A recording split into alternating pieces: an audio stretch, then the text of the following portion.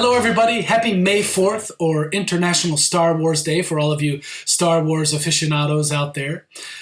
The music of John Williams is absolutely incredible, and next season the Philharmonic is going to be producing an all John Williams concert in the spring, and we're already getting excited about it because it's such truly remarkable music. When I think of the film music of John Williams, a couple of quotes come to mind. The first is by Jean Cocteau, the French avant-garde designer, painter, filmmaker, you name it. He said, "An original artist is unable to copy, so he has only to copy in order to be original." And the second quote that reminds me of John Williams is by the famous Russian composer Igor Stravinsky. He said, "A good composer doesn't borrow, he steals." Now, the reality of John Williams' brilliance has nothing to do with him being a thief and everything to do with how incredible of a musician he actually is. If we believe that imitation is indeed the sincerest form of flattery, when we listen to John Williams' music, it's obvious the respect and admiration that he had for composers of the beginning of the 20th century and the late 19th century, the Romantic composer, in particular, Richard Wagner. Now, for those of you that love Wagner, you know that he was the composer that developed the idea of the leitmotif, or assigning motives to people, places, and things in his very long operas as a means of sort of keeping track of everything, and also an ability to have the music itself tell the story. Storytelling on film is a very involved process. One only need look at the end credits to any film to see how many people it actually takes to make a movie. And the process by which the music and the film get put together is a very intricate one that has so much to do with the relationship between composer and director. Now, when we think of John Williams, we immediately think of Steven Spielberg. Here's a fascinating clip of John Williams and Steven Spielberg figuring out how to line up the final moments of E.T. And I was having a very difficult time with the orchestra. I would make maybe a good take for the first 5, but maybe off the next 2 cues and then on further cues. It's a question of what feels right, if the fiddle's sore enough. But I remember it so well, Steven coming out to the podium and saying, "I will take the film off the screen so you can just play the music with the orchestra with its natural phrasing, the way it ebbs and flows in its own way, and then conform the film to what is the best musical performance of that thing." Very unusual. We usually have to slavishly phrase the music to the cuts of the film. When we had the musical performance we felt gave us the most lift and the most sense of exultation at the end of the film, Steven then laid the music track against the film and made a few editorial adjustments to conform to the music. And I think part of the reason the end of the film has such a kind of operatic sense of completion, real emotional satisfaction as well as satisfaction from what we see, may be partly the result of this wedding of the musical accents with Steven's film editing.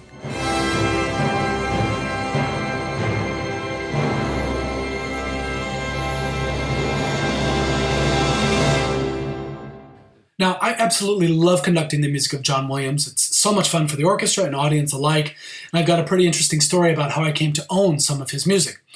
4 years ago, I had the very good fortune to be invited to guest conduct an orchestra in Poland on an all John Williams concert.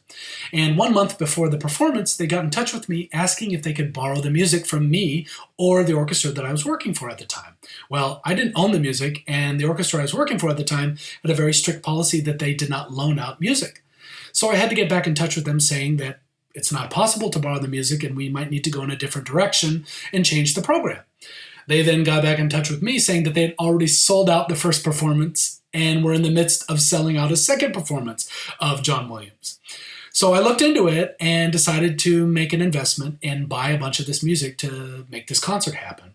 And I'm really glad that I did, because John Williams' music has opened up a lot of doors for me and has allowed me to travel around the world conducting concerts of his music, most recently with the National Orchestra of Cuba in Havana this past January.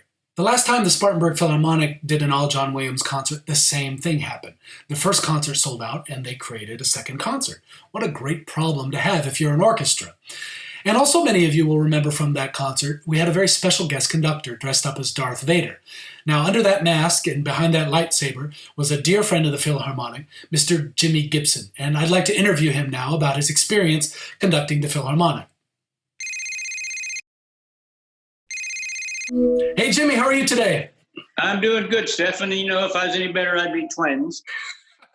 Well, hello. We got a little twin thing going on here. I got a beard. I'm going to start here pretty soon. Yeah. So. Okay.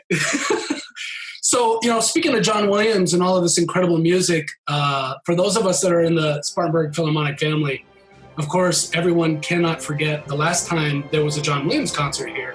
There was a special guest conductor, and that special guest conductor was you, sir. So let's talk about that a little bit. And how did this opportunity to conduct the orchestra come about for you? Well, I mean, I was the obvious choice.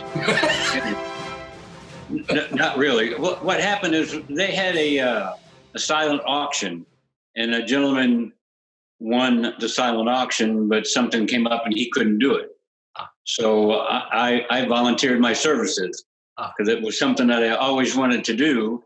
And I talked to Peter and Catherine, and they both agreed. So we came up, and I said, well, if I'm going to do this, I kind of want to get the audience involved. I want to make them laugh. Yeah.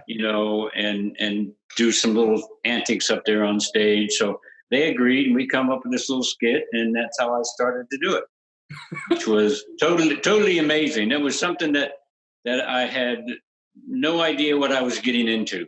Yeah. That's how most conductors' careers start, I think. Yeah, and Peter, he gave me a copy of the sound, so I listened to it, made sure I knew the music and all that, but I didn't know what the heck I was doing. So did you do anything to prepare for that? Like, I know Peter gave you a recording and stuff, but like, I not really. I listened to the music, and I thought, well, I can get up there and do this. And then when the time come to do the first rehearsal, I got up on stage there and kind of looked around. I said, oh man, am I in trouble? And I kind of told the orchestra, and it was just the strings, I said, okay, I really don't know what I'm doing, so you got to help me out here. Yeah. So we started, I said, now when I go like this, you all start. After that, good luck.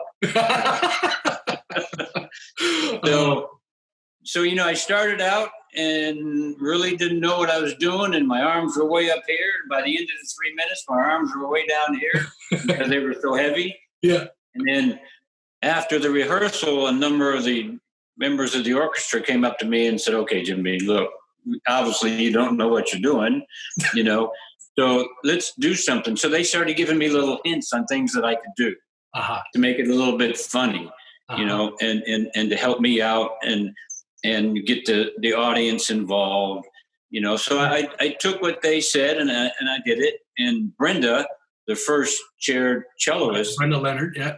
If it wasn't for her, I don't know what I would have done, because the second time we rehearsed, I said, Brenda, I have no idea when this thing starts and when it ends. I said, you're going to have to look at me occasionally, and I'm going to look at you and say, tell me if it's getting close or not, And during the actual thing with the audience, I kept looking at Brenda, and she kept going, no. And I'm going, can't you have that much longer to go? The best thing about it was seeing how professional the orchestra was and the sound. I mean, you think when you're in the audience, you get a good sound, but you don't know what the sound is until you're standing right there. That close to it. I was going to ask you, like, what does it feel like? It just felt like a bomb was going off. You could feel the vibration, Yeah. And then, all of a sudden the violins would be playing, and all of a sudden the cello would start, and I'd go over here like this, because I had no idea what was going on. And it was very surprising on like I said, just how strong it was. Yeah. And the look on their faces. I mean, they were having just as much fun as I was. Yeah. Well, that's good. And they were some of them were just, I thought we were going to keel over laughing, but they're still playing, having a good time. Yeah. So it was really good. It was something I've always wanted to do. And I don't know how you do it. I really don't know how you can do that with a full orchestra. I was going to ask, so now that you can add having conducted a professional orchestra to your resume, what advice would you give anyone else that is interested in doing this? Now that you're, a conductor. Call me so I can tell you, don't do it. When you think about, what is involved in getting an orchestra to be in front of you, that's a lot. It's a lot of people. It's a lot of resources, So it's really, like you said, a game of experience and study and devotion to your craft. And I'm so glad to know that we have another fantastic conductor in SpARTanburg ready to go at a moment's notice. Anytime. I'm ready. Yeah. I'll jump right in there. It's not a problem. Well, Jimmy, thank you so much for your time today. And thank you so much for all you've done for our country and our community. We're very grateful to call you a friend and board member. And thank you. Thank you very much. I do appreciate it. You have a good day and stay safe. All right. You too.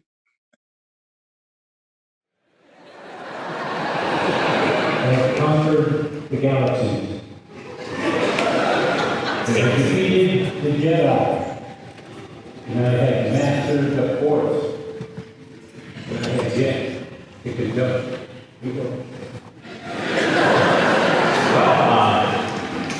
that takes some years of training, and usually, you want to get some experience doing it first. But do you even have a baton?